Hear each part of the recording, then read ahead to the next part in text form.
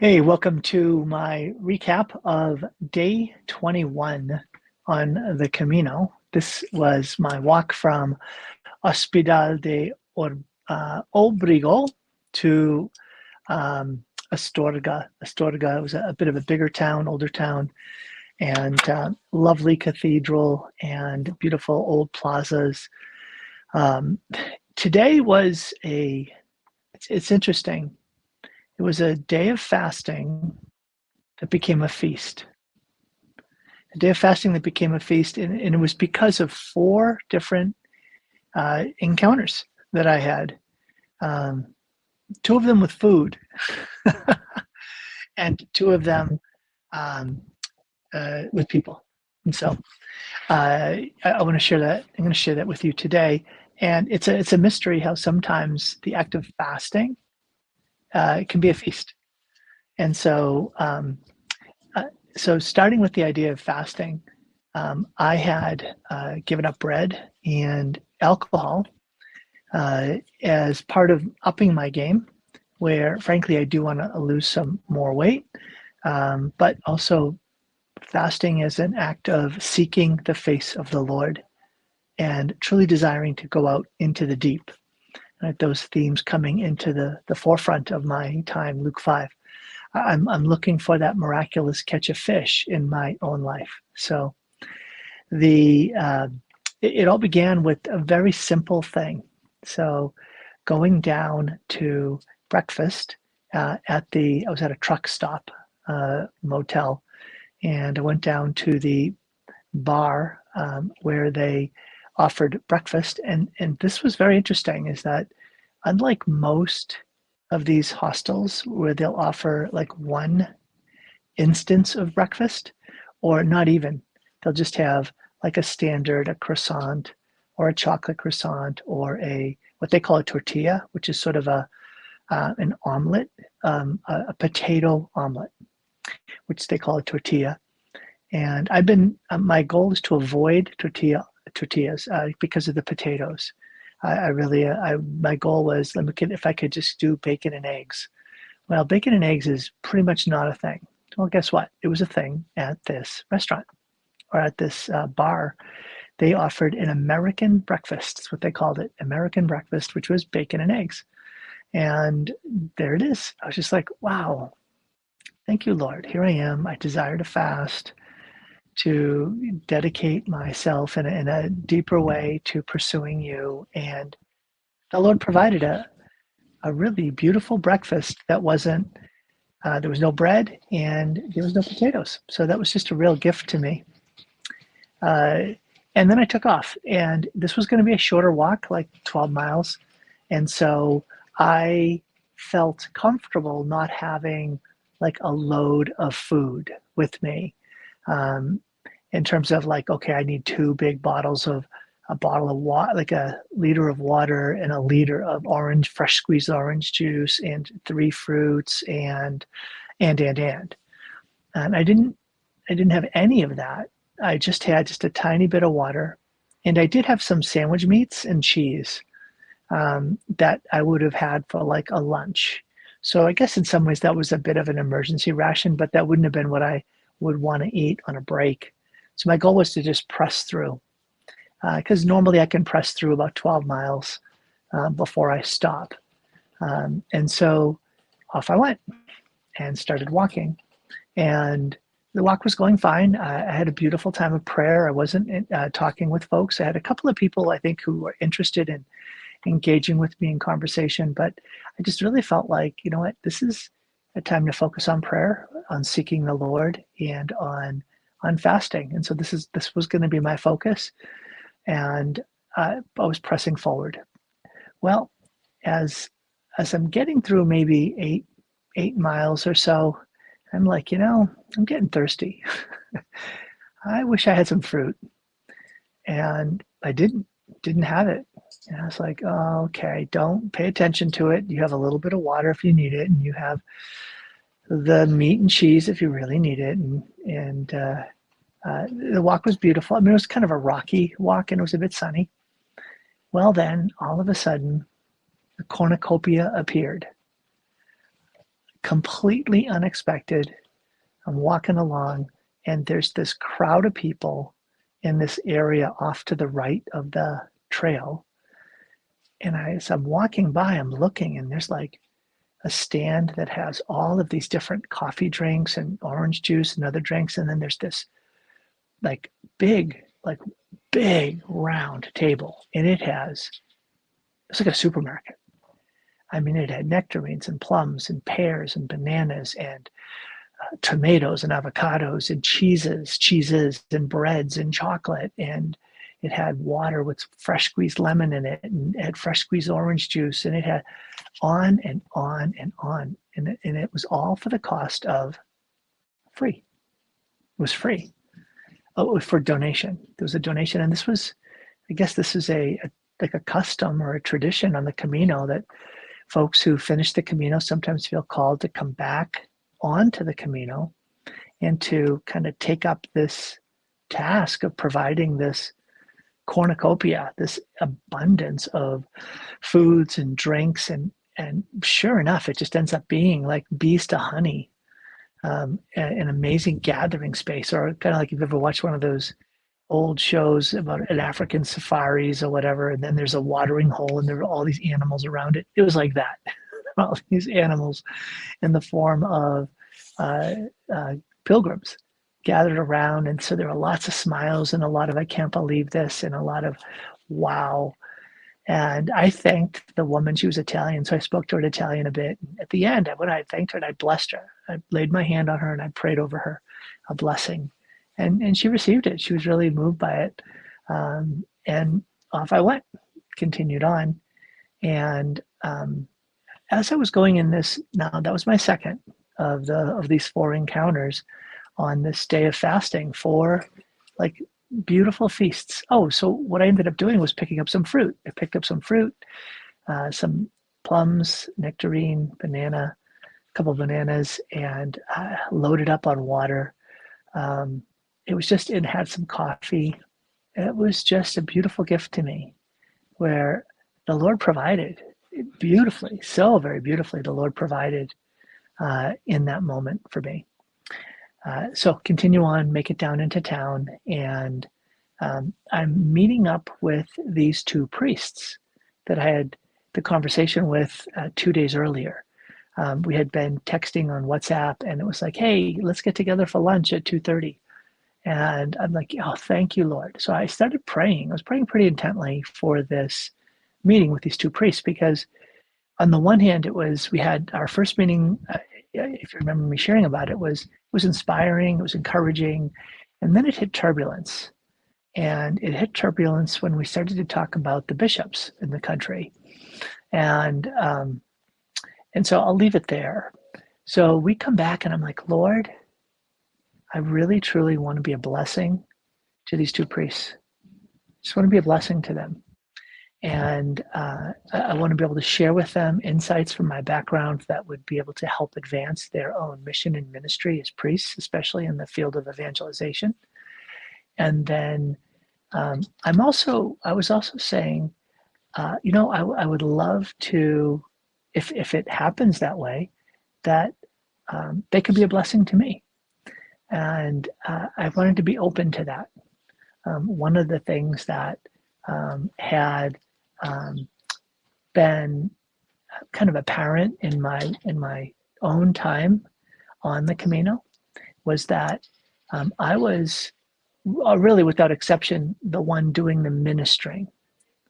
And I love that, right? Don't get me wrong. It's a beautiful gift. It's a gift to me to be able to serve people in these conversations. And I know I stepped on a couple landmines in 1 or 2 conversations, especially one of them, but I've had many beautiful divine appointments. And so I was like, "Lord, I'd love this to be a divine appointment, to be a blessing to them. And at the same time, Lord, if you want to use them to be a gift to me, I'm open to it, Lord. Just please let me know what that's like. Let me know how you want to be a gift to me through them." Because I'm like, "Lord, you're doing something in me. I'm going to go out into the deep. And if the Lord's going to pull out stuff out of the deep, then, and as I'm seeking his face, there are going to be obstacles in my life that need to be removed."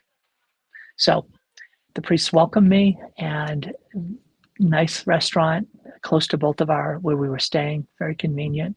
And they picked a really nice meal for themselves, and I'm fasting. They had a nice bottle of wine.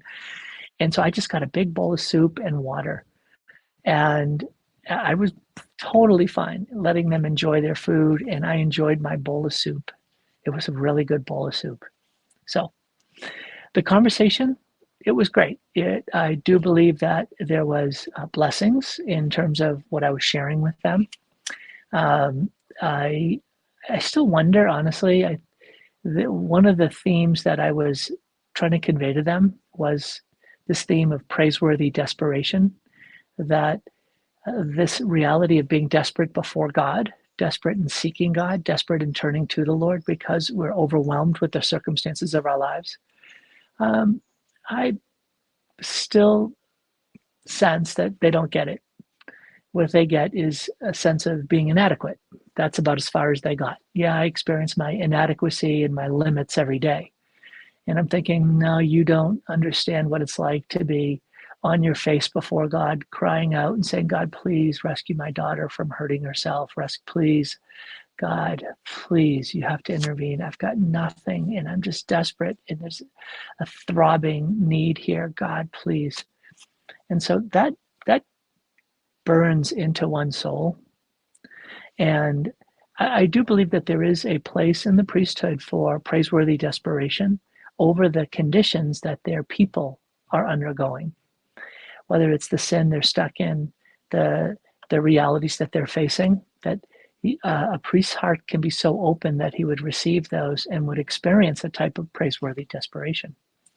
So be that as it may, we talked about it. We talked about a bunch of other themes, and then it circled back around to my experience in the seminary, and then downstream to my relationship with bishops over the course of 30 years, and the pain in my heart over the way in which the bishops have responded to the pedophilia crisis, especially from the summer of shame 2018 on, not to even mention going back to 2003, but just to say, for me, it was much more personal beginning in 2018.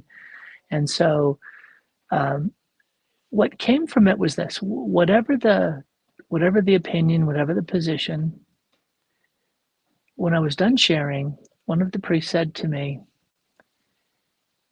it feels like you're wounded, you're hurt, and there's a place in you that needs to forgive the bishops, forgive them, and there's anger, there's resentment, there's a sense of being let down, there's a sense of not take the right to, even if some of it's righteous indignation over their failure to take action in the way that I believed was right.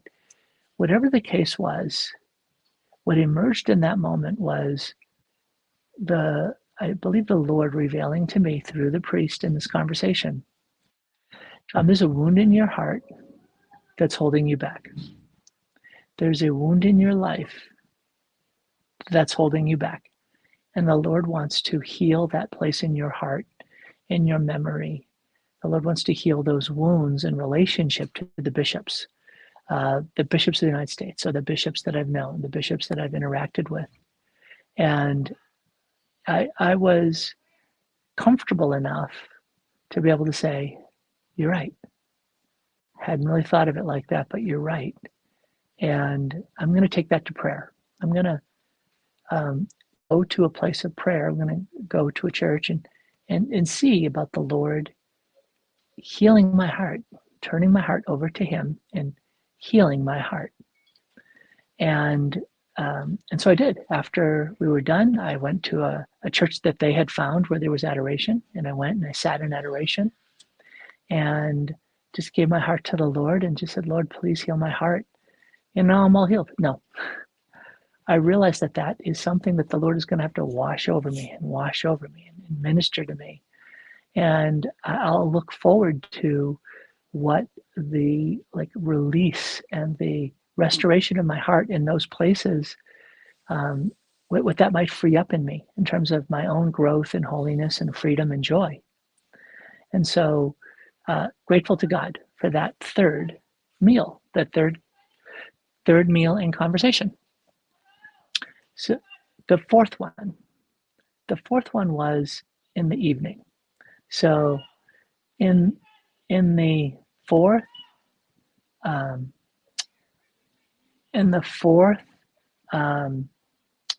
meeting was at dinner time. So there was a couple that I had been introduced to a couple days before, when they were with another couple that I had met.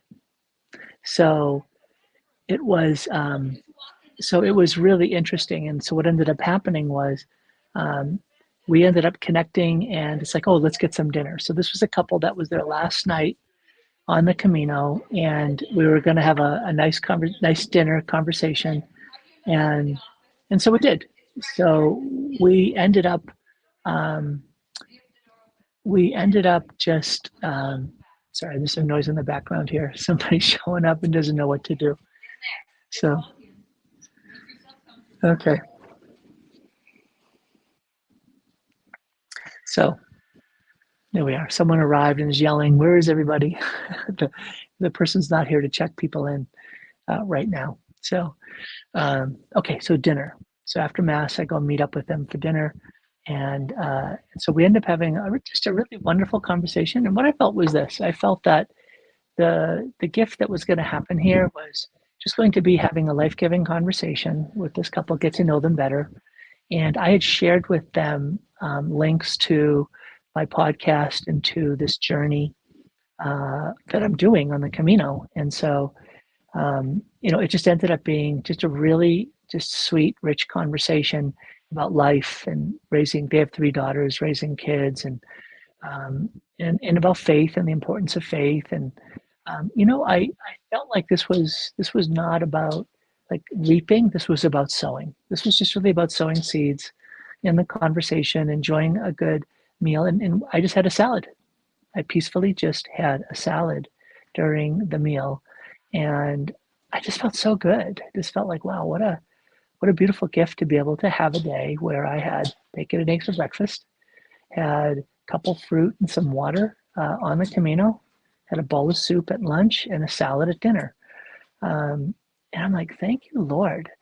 It's like, I'm not sure I've ever had a day of fasting that felt so much like feasting. And I just thought, well, what a mystery of it all, what a mystery of it all. So thought I'd just share that with you, and just to say that, to be open to not only be used by God, but to be open to let the Lord bless you in ways that are surprising. The Lord blessed me at breakfast with a breakfast that I could enjoy. The Lord blessed me on the way when I didn't have what I needed. The Lord provided in a way that was unprecedented on the Camino. And then the Lord provided in that next meal a beautiful opportunity to have unveiled to me a place in my heart that was wounded, that needed to be healed.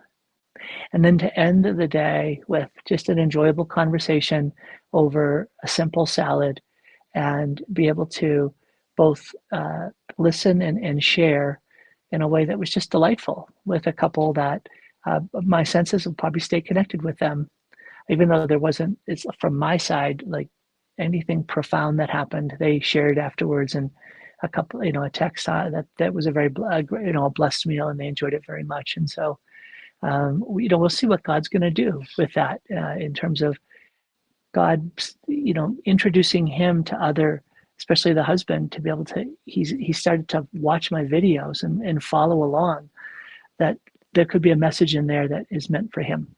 So there's my hope too. All right. God bless.